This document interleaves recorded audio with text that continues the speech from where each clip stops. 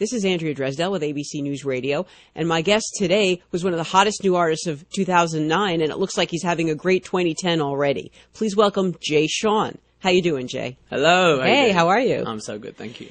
So, Jay, I know that you recently went on vacation, so Yes. a much-deserved, needed vacation. Yeah. During that vacation, did you have time to kind of kick back and reflect on all the wonderful things that have happened to you over the last few months? Yes, that was the best part of it. Like, I always say that, when you're in it, you don't have any time to take it in because everything's happening so fast. It's like a whirlwind, and you don't even get a chance to appreciate that. Oh my God, was I just on Ellen? Was I just on Jimmy Kimmel? Was I just live on radio in front of all these? And you don't know because everything keeps going. And then I lay there on the beach and I was like, wow, what a crazy year that was, and it was just unbelievable. That was the best part of it. As I said before, you have had a great 2009 and 2010 is looking really great. You have two songs in the top 10. Yeah. The last time a male artist had his two debut singles go into the top 10 was back in 2003. Wow. I did not know that. Yeah, that was Chingy actually who did that. Wow. Yeah, so you're setting new records left and right. That's crazy. What do you think it is about your music that's connecting with so many people? I'd like to think it's the fact that, I like to write positive songs. The ones that I've put out have been positive, uplifting songs. And I think that the time that we're in right now, people want to just be able to, let loose and just, and be silly and sing along and have fun and blast the music up. And, I think the songs that I came with allowed them to do that. And I think, it was a fresh voice and something different for them. And I think hopefully, hopefully this will continue now, because now that they know who I am, they can see what the rest of my album is like, Well, for the new single, Do You Remember, you've got Sean Paul on it, you've got Lil Jon on there. Yeah. I know that when you wrote this song, you kind of wanted to create an anthem that sort of anybody could relate to, but it seems, I would assume that fans are sort of really kind of taking the tack that it's about a romance. What have you heard from fans? Have they used it to like win their old loves back? Well, what's funny is that I did a New Year's show. And when I played that song at midnight, that's when it really hit me that, wow, this song really can bring all types of people together, because that's what I wanted. I wanted to test it. And when I saw that there were groups of guys who were just dancing around with each other and, being silly with each other, and there were groups of girls who were dancing with each other, and then there were couples who were dancing, I was like, this is awesome, because it's just brought people together and it's allowed them to reminisce. Songs have a special meaning to us. I know that I can hear a song from maybe 10 years ago and I'll remember exactly where I was and when, what I was doing. And I think this is the kind of song that hopefully will mean something to somebody down the line, What was it like working with Sean Paul? He's awesome. Honestly, out of all of the celebrities that I know and are friends with, Sean is so cool and is so down to earth. I actually just performed with him in Philadelphia. For the first time, we performed the song together on stage, and the crowd went crazy. I mean, it was unbelievable. And, we've just got a good chemistry with each other. He's a real cool guy, and I'd like to think I'm pretty down to earth and cool. And, we just get on really well. It's real, real cool.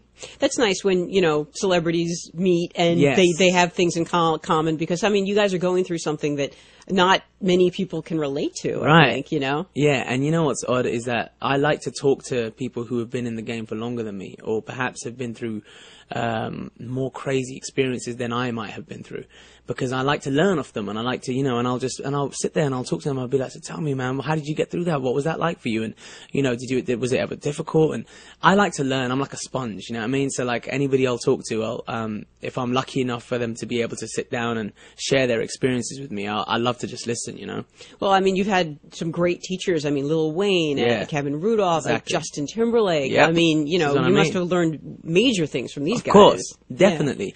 Yeah. This is one of the things that, coming from England, we're kept over here because, we're a tiny little island and we have a wealth of talent, but we're only a handful compared to America. So when I came over here and I was lucky enough to rub shoulders with all the huge celebrities and the talent that they have out here, that for me was an eye-opener. That's when I realized that all that I've done in the last 7 years, it's cool, and I've been around the world and I've done, shows everywhere, and I'm fortunate enough to have a global fan base. But when I came over to America, none of that meant anything. And that was all of a sudden I was like, wow, I start all over again. Like, my name means nothing here. My past, my credentials means nothing here. And that was the best part of it all. I can't stress it enough how much of a remarkable experience that was for me to be able to just go, start all over again. do it again, prove yourself again. And that was amazing. Now, I want to ask you, there's been all kinds of talk about you collaborating with a million different people. So I'm going to ask you, tell me what the status of all these collaborations is. Okay. Sure. Nicole Scherzinger, you guys were just in Miami. What were you doing there? We were actually. We were just hanging out.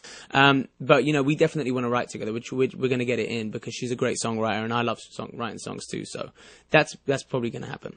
And now Esme Denters, who is Justin Timberlake's artist. Yes, I did record the song, and myself, Justin, and Esme. So we're waiting to see what happens. It's a great song though. It's called Love Dealer. So we're going to see what happens with that. Well, I mean, you also want to push the boundaries of the genre that you're known for. Definitely. I mean, you said that you want to work with Taylor Swift. Love to. Is that really going to happen? Have you guys reached out? I hope so. We're good friends, and I know Taylor's a fan, and I'm a fan of hers too. So and I got to do a lot of shows with her over the Christmas period. So it's literally just a case of being able to be at the same place in the same time. I think I'd love to do something with her. You say you love collaborations, but would you like to actually put out a single that has no features on it whatsoever? I have, yeah, and I think the next one you're going to be surprised, because the thing with the collaborations is that with the way I look at it is, well, there's difference. There's a collaboration and there's like a feature. Collaboration, like in terms of a real duet, is a completely different thing, Or just writing a song together. Yeah. But, like if you have a male-female duet, someone like the Jordan Sparks and Chris Brown song, that's equally shared for both of them. Whereas if you have like a rapper featuring on your song, doing a 16 bar at the end, it just gives it a different flavor, So when I had Wayne on it, it brings different audiences in together, and Wayne can get down on the song and I can get down with Wayne, and it's a different type of vibe. And so Sean, the reason I picked Sean as opposed to a rapper on Do You Remember was because I felt like I wanted it to have more of a reggae influence and have him bring the the Jamaican vibes over to it to grab a different type of audience and give it a different style.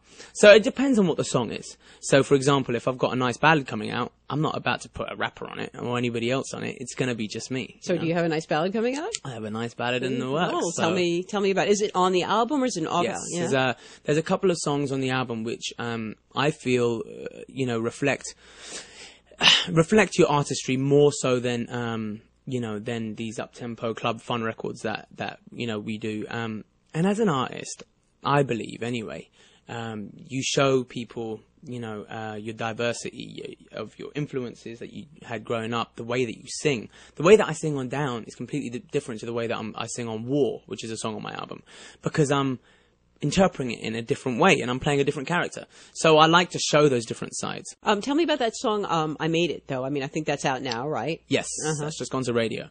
I Made It is a song that Kevin Rudolph produced, and we all wrote our own parts on it and stuff, and I'm on the hook with Kevin, and I've got my own verse on it too, and Kevin's got his verse, and it's one of those feel-good songs, like, we can do this. The video is so powerful.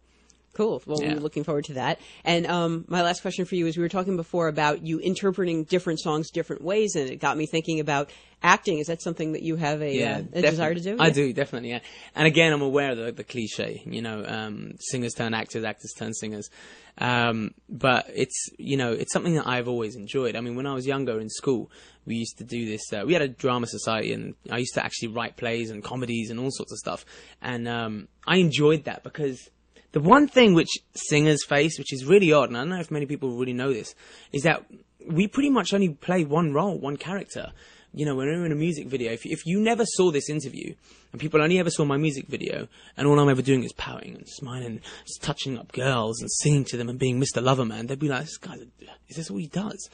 Is that really all he does? And I'm like, well, of course not. That's like one part of my personality. There's so much more to me.